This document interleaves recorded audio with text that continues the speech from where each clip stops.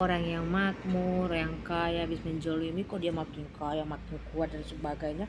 Ternyata firasat aku memang benar ya. Ternyata kata aku tidak sengaja, makanya aku cari tahu, aku penasaran. Apa yang aku lihat itu kayak, kau udah dicium-cium begini, itu Rusli Habibie kayak gini. Begitu kayak gitu aku lihat itu bayangan hitam itu dua. Kayak ikan ikan lagi terapung-apung di air kayak gitu. Tapi dia bayangan hitam, baru ndak bisa kulihat mukanya, cuma bayangan aja, bayangan bayangan kumpulan bayangan gitulah, kayak berbentuk tubuh-tubuh manusia, tapi nggak tahu itu arwah atau roh, aku juga nggak tahu lah. Pokoknya sejenis gitulah. Terus dia cium-cium badannya Rusli sama tubuhnya, uh, kayak kayak bau limbah gitu, darahnya kayak darah hitam gitu, bukan kayak darah manusia yang normal, darah warna merah, enggak. Aku lihat kayak hitam, tapi kalau dilihat memang dilihat darah merah, tapi bukan, ada arti dari itu darah hitam, warna hitam, bau limbah gitu, bau limbah pabrik gitu. Terus apa tuh, kayak gue lihat dari mimik gerakan-geraknya itu, yang mengikuti Rusli itu kayak menunggu waktu gitu, tinggal tunggu waktu saja. Gue pikir itu tahun 2015 loh. Makanya aku cari tahu apa ini maksudnya, gini gini gini. Tapi aku juga maunya jangan dulu langsung mati. Kalau langsung mati kan sudah tidak asik lagi. Kalau misalnya kayak gini, dia jolimi kita orang gini gini, mau balas dendam tidak bisa apa segala macam. Kita mau gini, dia matinya itu pelan, jangan langsung. Kalau mati langsung gitu kan tidak asik tuh. Jadi kita tidak bisa menikmati bagaimana rasa siksanya disakiti, bagaimana rasa siksa kita dijolimi, diambil hak kita dan sebagainya. Jadi di situ dia akan menghadapi hal-hal yang aneh nanti. So dekat-dekat dia sakaratul maut, tapi agak selangnya agak jauh sedikit lah. Di situ dia bisa melihat wajah-wajah korbannya kayak gitu-gitu. Pokoknya kayak gitu-gituan lah, kayak kayak perbuatannya dulu tuh diingati kembali gitu, apalagi kalau tidak maaf begitu.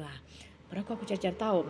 Aku tanya juga sama ustadz waktu dulu, tanpa aku tanya juga sebagian. Jawaban semua hampir sama, tapi masih penasaran aku, tetap aku cari tahu apa ini. Itu tahun 2015. Lama kelamaan dengan sirinya waktu gue dapat masukan ini sini, ternyata nyambung juga ya. Berarti yang selama ini yang gue ramalkan itu uh, terjadi.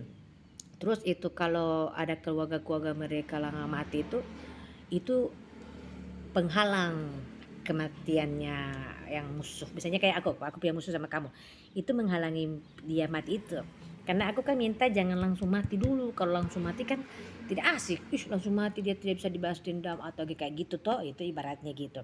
Nah, baru sudah toh aku juga kan di situ tuh kalau dalam doa itu kan aku selalu minta dirinya beserta seluruh keluarganya. Gue takut jangan sampai ada keluarga ama gue, jadi aku minta beserta keluarganya terkecuali darah daging aku yang paling terdekat dengan keluarga dekat aku. Kalau keluarga sudah tiada ini, aku minta dibakukan saja sumpah gue atau tukang gue.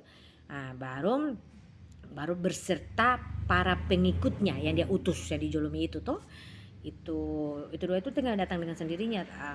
Tidak perlu aku pelajari, itu memang sudah, aku kan sudah ada kemampuan di atas rata-rata lagi. Tapi saya tanya gimana, pokoknya aku minta beserta para pengikutnya dengan keluarganya, keluarga dekat maupun keluarga jauh mereka. Pokoknya disitulah, karena disitu juga kan bagaimana keluarga aku melihat aku disiksa, dijolimi dan sebagainya, itu lagi itu ya, di situ juga mereka merasakan melebihi dari rasa sakit yang keluarga kita rasakan. Alhamdulillah, waktu kemarin-kemarin gue tinggal dengar kiri kanan, si A meninggal, anaknya mati, ininya itu masuk rumah sakit, baru keluar masuk rumah sakit diampal, sudah sakit itu baru masuk mati apa ya. Baru uh, aku kan berpikir, tidak jauh dari aku lah ini. Kalau aku kan sudah ada sejarah gitu-gituan tuh, jadi sudah bersejarah di keluarga gue.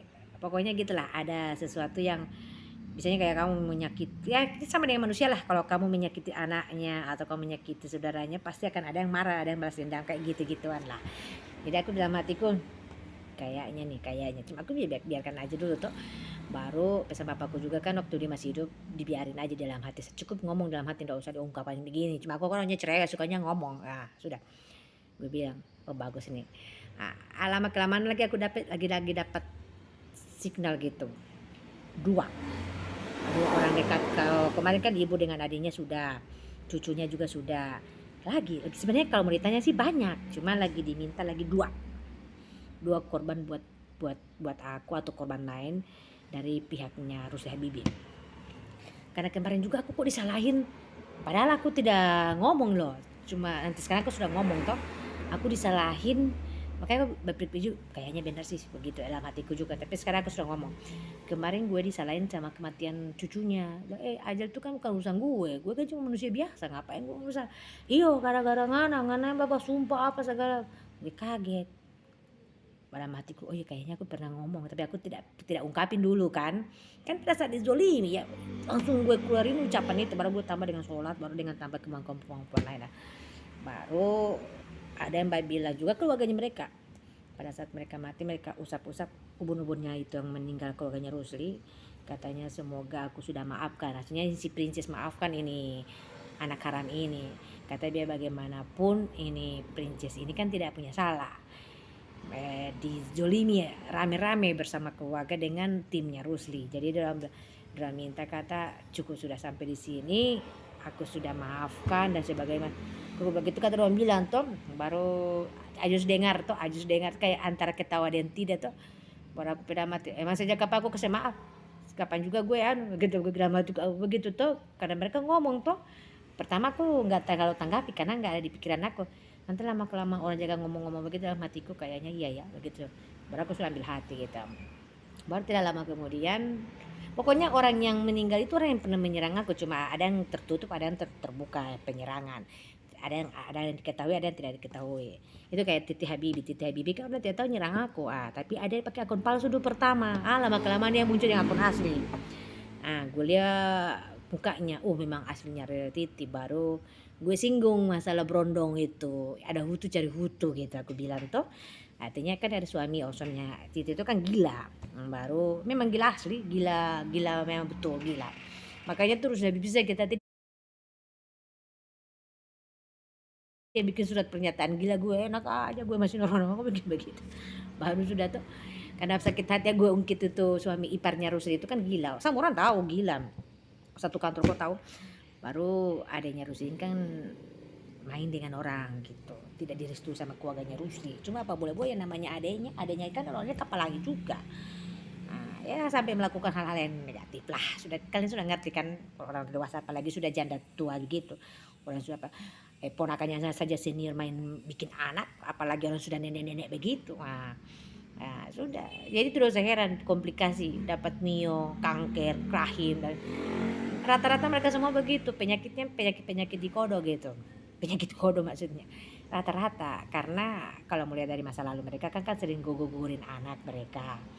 Orang kan tidak tahu, kalau aku kan sudah tahu sebagian. Kan salah satu, kalau mereka marah kan tidak boleh mereka marah karena salah satu keluarganya Rusli, keluarga terdekatnya, penyebab yang kerokin permasalahan ini kan bunting di luar nikah dengan keluarga gue, keluarga terdekat gue. Jadi gue itu bukan orang lain gitu. Jadi gampang gue kalau ini gue keluar itu gampang sena gue karena memang fakta kok. Mau marah Rusli dan keluarga tidak bisa karena fakta gitu. Makanya itu aib itu dijaga, jangan sembarangan. Tunggu kita potong cerita lagi, lanjut lagi agak sedikit mistik. Gue lihat ini yang gue lihat satu lubang kubur lagi, ini untuk siapa aku nggak tahu itu buat siapa, cuma hati aku yang paling dalam itu ini keluarga terdekat Rusli itu dugaan aku, kalau bukan kakaknya Rusli adanya Rusli, itu saja dalam hatiku. Tapi kok kakaknya Rusli yang satu kenapa bisa masuk di sini? Aku kan tidak ada kontak-kontak dengan dia atau gimana. Cuma kan kita tidak tahu kan hatinya gimana, ada main belakang kan kita tidak tahu kan. Cuma kan itu dalam ucapan doa aku itu selalu bilang, baik aku lihat dengan mata maupun tidak aku lihat dengan mata, baik aku lihat secara nyata dengan tidak, atau orang-orang nikam dari belakang atau tidak, itu aku minta situ dulu. Jadi itu sudah termasuk dalam sumpah dan kutukan. Jadi di situ kalau mereka gue dengar ada yang sakit, ada yang meninggal, ada yang gini, dalam hatiku begini, jangan-jangan orang yang terlibat jolimnya aku, cuma aku kan tidak tahu gitu ya. Jadi aku kan ucap begitu, tapi kalau ucapan aku kebanyakan terkabul. Cuma aku kan tidak boleh ngomong gini sembarang, orang kan bilang sudah di luar dari pemikiran sebenarnya kan gitu. Jadi aku ngomongnya aja apa adanya ya gitu. Jadi tinggal kita tunggu saja siapa yang meninggal atau giliran berikutnya gitu. Cuma sekarang ini mereka lagi pada diam. Karena itulah mungkin